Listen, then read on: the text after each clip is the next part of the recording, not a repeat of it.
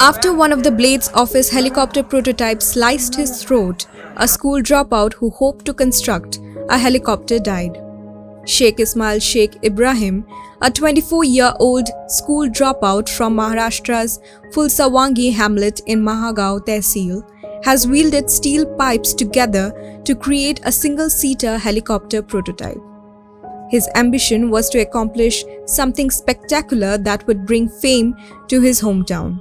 As a result, he decided to build a chopper called the Munna helicopter after his nickname.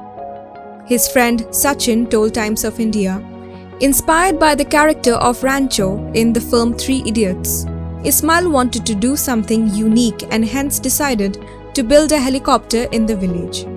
After gathering information about the design and assembly by watching YouTube videos, he started working on his dream project. It took nearly 2 years for Ismail to collect all the parts needed. He also redid the prototype of a single-seater helicopter by welding steel pipes and fitted a Maruti 800 engine to power it. Ismail wanted to show off his helicopter to the rest of the community on Independence Day. So he decided to test the prototype near his workshop in front of his pals on August 10th.